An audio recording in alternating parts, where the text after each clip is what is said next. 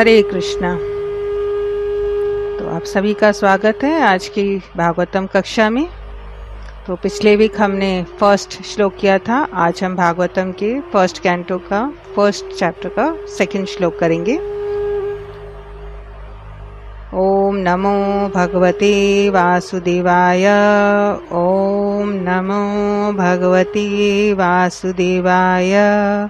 ओम नमो भगवते वासुदेवाय। धर्म प्रोजित कैतवो अत्र परमो निर्मत्सराणां सताम् वेद्यं वास्तवम् अत्र वस्तु शिवदं तापत्रयोन्मूलनम्। श्रीमद्भागवते महामुनि कृते किं वा परेर ईश्वर सद्यो हृदय अवरुध्यते अत्र कृतभिः शुश्रूभिस्तत्क्षणात्।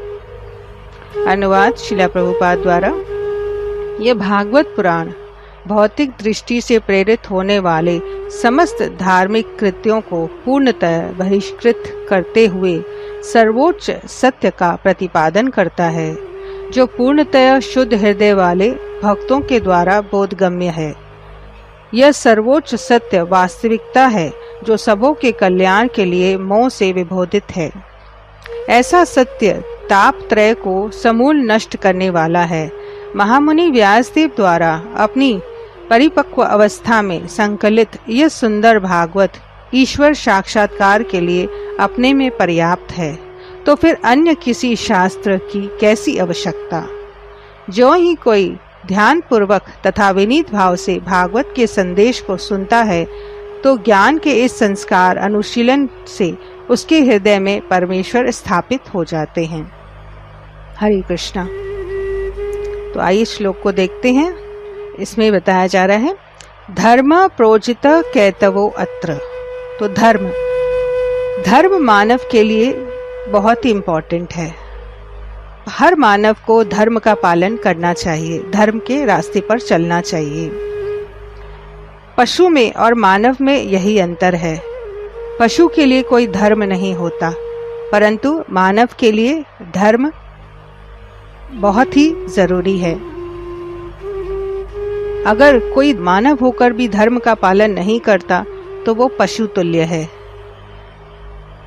धर्म भगवान भगवद गीता में चौथे अध्याय में बताते हैं, यदा यदा ही धर्मस्य ग्लानिर्भवति भारत अभ्युक्तानाम धर्मस्य तदात्मानं सृजाम्यहम्।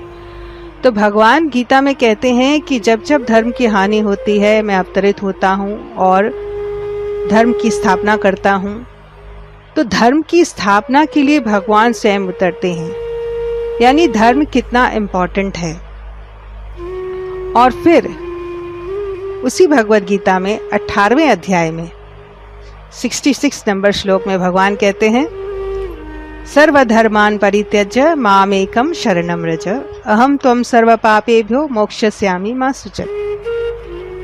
तो पहले भगवान कहते हैं मैं धर्म की स्थापना के लिए आता हूँ और धर्म की स्थापना करता हूँ। और फिर 18वें अध्याय में कहते हैं सर्वधर्मान् परित्यज्य।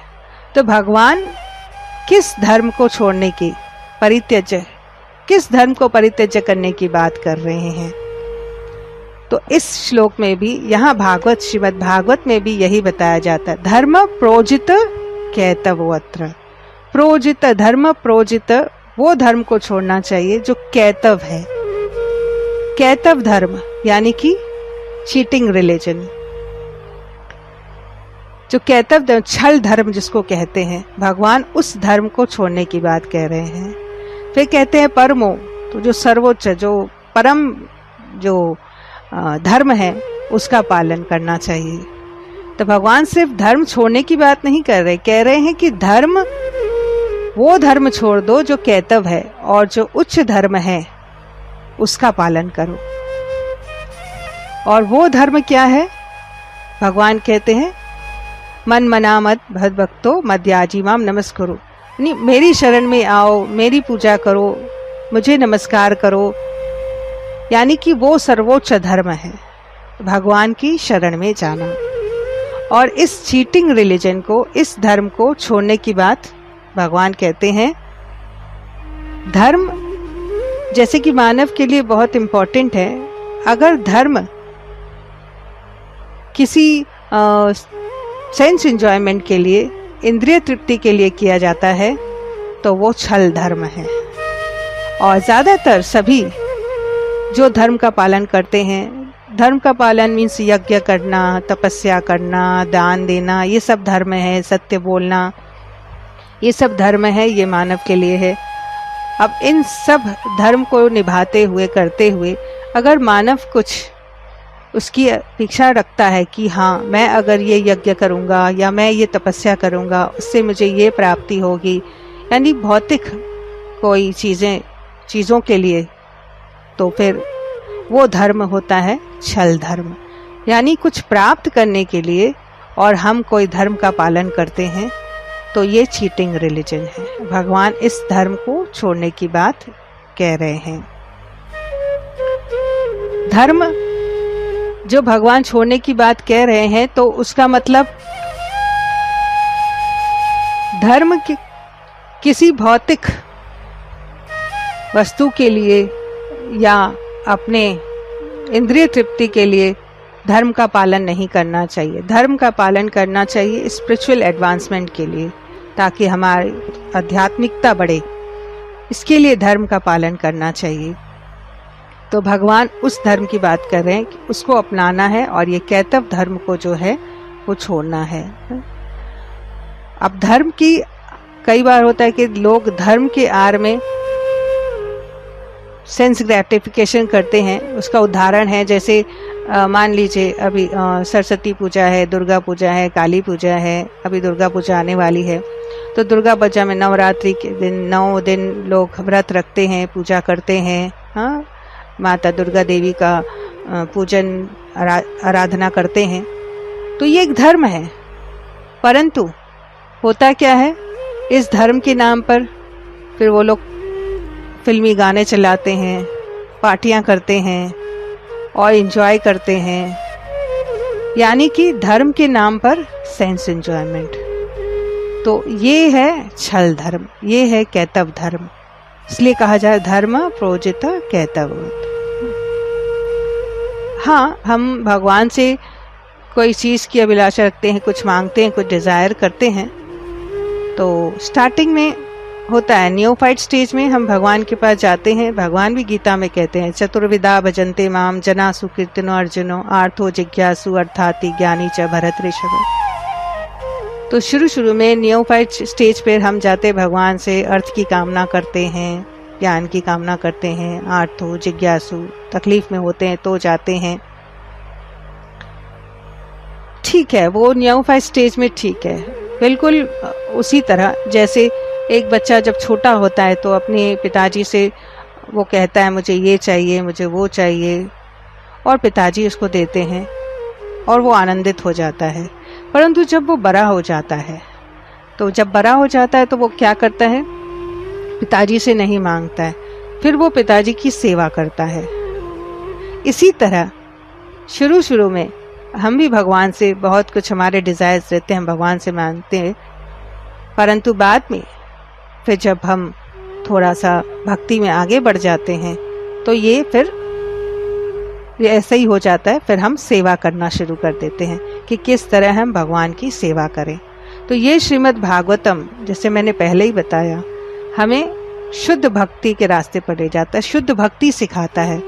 इसमें किसी तरह का ये सांसारिक लेन देन नहीं है, सिर्फ और सिर्फ शुद्ध भक्ति। इसलिए कहते हैं धर्म प्रोजित कैतवो अत्र, कहते परमो निर्मत्सराणाम सताम। तो निर्मत्सराणाम, मत्सर क्या होता है? मत्सर मीन्स ईर्ष्या, एनवियस, और निर्मत्सर जो ईर्ष्या से रहित है, और सताम मीन्स वो शुद्ध भक्त। तो जो ईर्ष्या से रहित है वो सताम, वो शुद्ध भक्त इस धर्म को, इस भागवत धर्म को, इस उच्च धर्म को अपनाता है, वो इसको समझ पाता है। ये कहते वेद्यम वास्तवम अत्र वस्तु, वेद्यम वास्तवम अत्र वस्तु। वेद्यम मीन्स जो जानने योग है, वास्तवम जो वास्तव और वस्तु जो चीज है। तो यहाँ पर अत्र मीन्स यहाँ पर जो वस्तु जो है, जो जानने योग्य वस्तु है, वो यही है।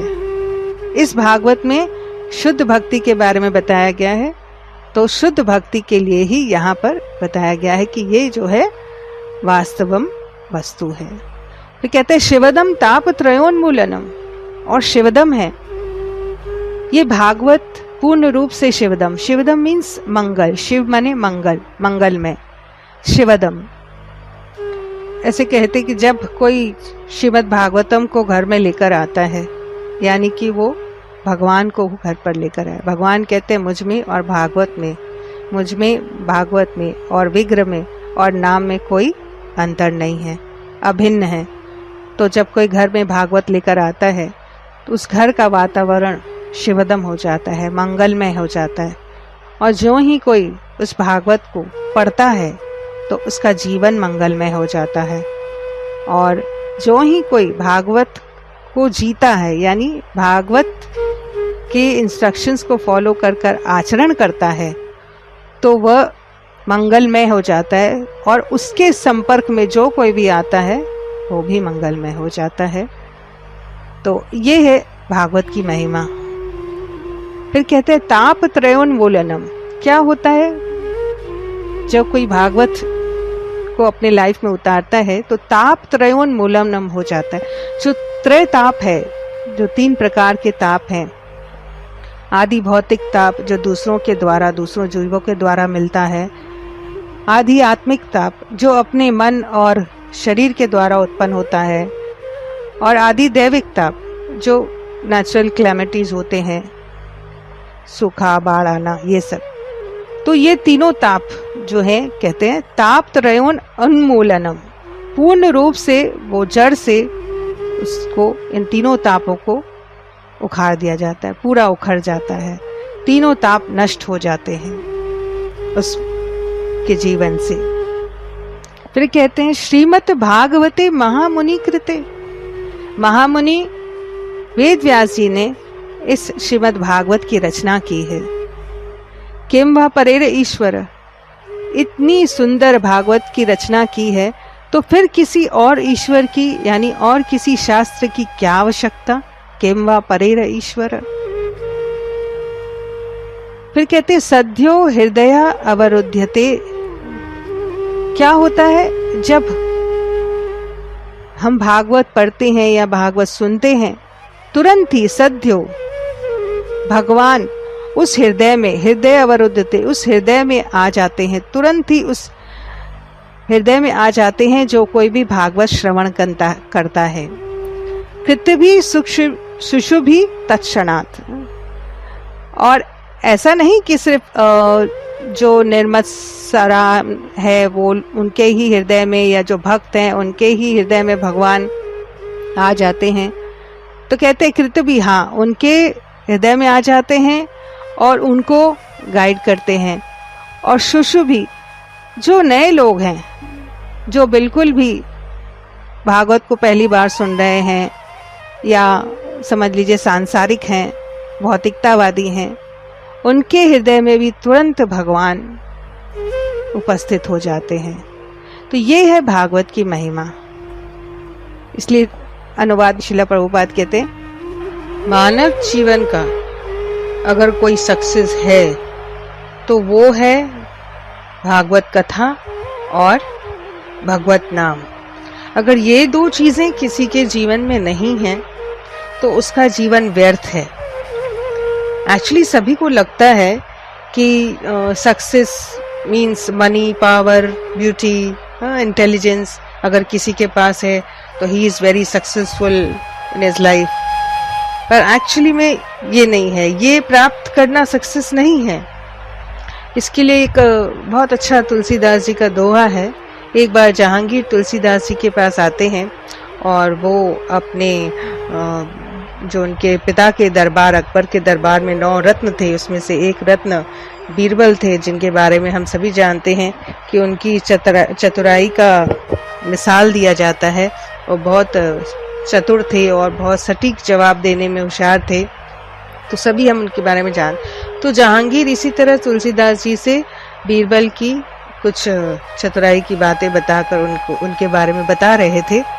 तभी तुलसीदास जी ने कहा, तुलसीदास जी ने सुनने के बाद कहा, कहने लगे, बुद्धि बड़ी चतुराई बड़ी, सुख सुंदरता तन को लिपटी है, धाम बड़ो धन दाम बड़ो, करतूत बड़ो जग में प्रगति है, राजसभा सम्मान बड़ो, उन इंद्र से कुछ ना घटी है, तुलसी एक राम के नाम बिना, मानो सुंदर नारी की नाक कटी है। इसका मतलब क्या है? तुलसीदास जी कह रहे हैं बुद्धि बड़ी चतुराई बड़ी, किसी की बुद्धि बहुत है, बहुत चतुर है, और साथ ही साथ सुख सुंदरता तन को लिपटी है, सारे सुख हैं, सुंदर भी है, सुंदरता तन को लिपटी है, धाम बड़ो धन दाम बड़ो, यानी कि उनका धाम, उनका घर का महल बहुत बड़ा हो और धन भी हो, सब कुछ, और सारा करतूत बड़ो जग में प्रगति है। तो जग में उनके कार्यों की प्रशंसा होती है। फिर कहते राजसभा सम्मान बड़ो, उन इंद्र से कुछ ना घटी है। राजसभा सम्मान बड़ो, जैसे इंद्र का सम्मान अपने स्वर्ग में होता है, उसी तरह इंद्र के जितना सम्मान प्राप्त हो अगर उसको यहाँ पर, फिर भी तुलसीदास जी कहते हैं तुलसी एक राम के नाम बिना, मानो सुंदर नारी की नाक कटी है। मीन्स ये सब कुछ प्राप्त करने के बाद भी अगर भगवान का नाम, राम का नाम मुख में नहीं है, तो वो मानो जैसे एक सुंदर नारी हो, उसमें सब कुछ सुंदर हो, देखने में भी, और बहुत गुणवान हो, सब कुछ हो, पर अगर उसकी नाक कटी हो तो उसे कौन एक्सेप्ट करेगा। तो इसी तरह अगर किसी के पास ये सारे सक्सेस हैं और सब कुछ प्राप्त है, उसको अच्छी शिक्षा, अच्छा सौंदर्य, नेम, फेम, एवरीथिंग, धन दौलत, परंतु भगवान का नाम अगर उसके मुख में नहीं है, तो कहते हैं मानो सुंदर नारी की नाक कटी है। तो जीवन में अगर सब कुछ प्राप्त भी हो जाए पर भगवान का नाम नहीं, तो कुछ नहीं। इसलिए जो कुछ भी भगवान ने हमें दिया है, सब कुछ है हमारे पास, और साथ ही अगर हम इस भगवत कथा और भगवत नाम को अपने जीवन में जोड़ दें, तो इससे बढ़कर और कुछ नहीं है। फिर हमारा जीवन सफल है, फिर हम कह सकते हैं ये जीवन का सक्सेस है।